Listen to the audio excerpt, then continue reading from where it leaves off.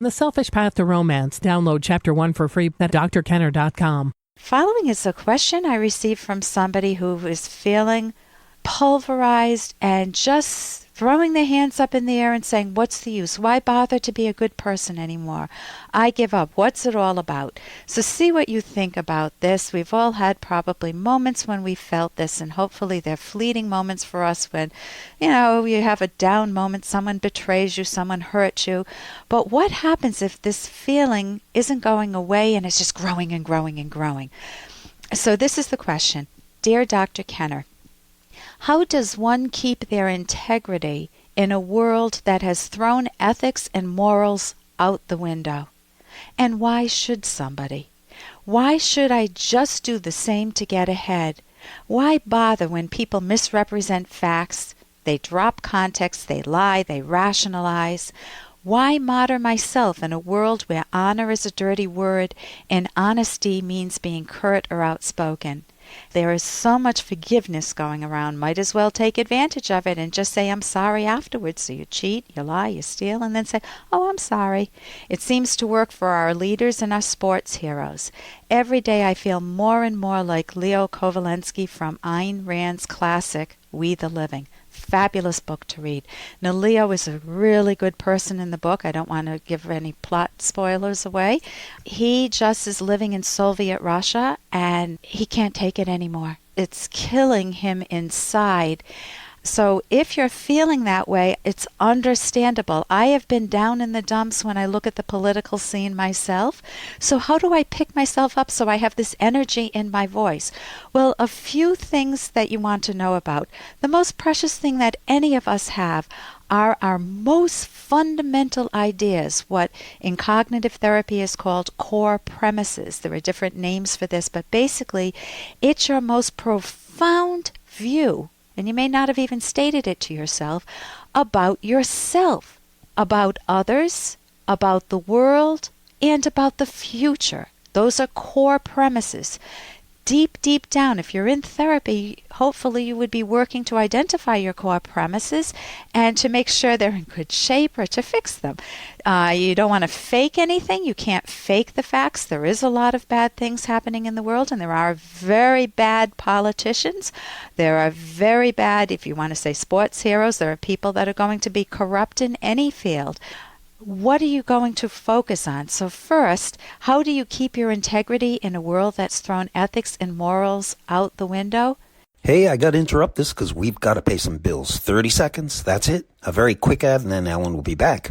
Many romantic partners have complaints like, I live in the shadow of my husband's life, or I feel invisible to my girlfriend. These are common complaints, but you never want to betray yourself in a romantic partnership. When both partners value themselves and are lovingly honest with one another, romance flourishes. Discover the secrets to lasting love in this liberating book, The Selfish Path to Romance, by Drs. Edwin Locke and Ellen Kenner. That's The Selfish Path to Romance on Amazon or selfishromance.com.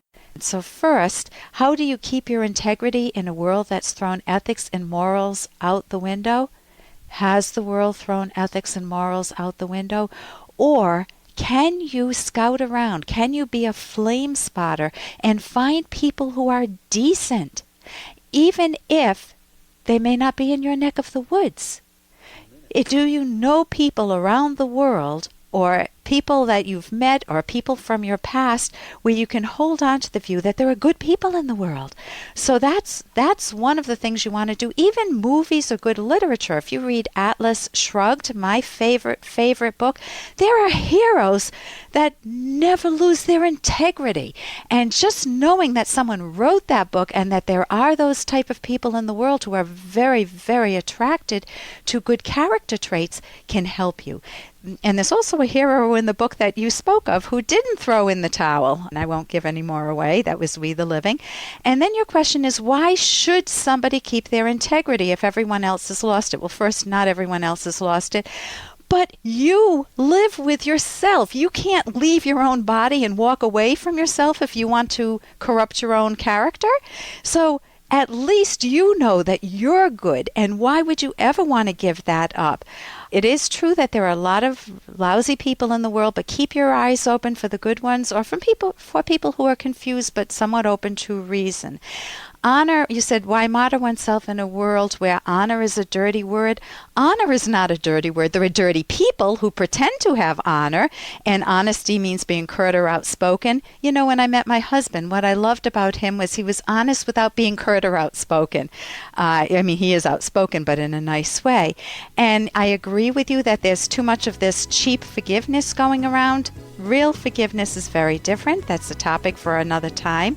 And so I would say hold on to what's dear to you and fight for your values. Become an activist to fight for the good in the world, because you will feel much more empowered, and it will change your view of the future, of yourself, and you'll find better people. I'm Dr. Ellen Kenner.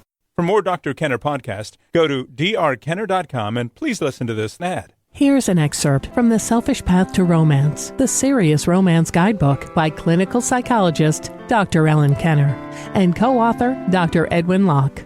Here are some financial issues couples planning on marriage need to discuss ahead of time rather than ending up with painful or bitter conflicts later on. What are your financial assets, liabilities, and debt situation? What are your career aspirations? Do both parties plan to work? What if you have children? What would you like to do with the money you earn?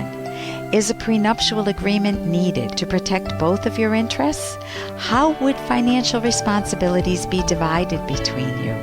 And if one spouse makes more money than the other, how will spending decisions be managed? You can download Chapter 1 for free by going to drkenner.com. And you can buy The Selfish Path to Romance at amazon.com.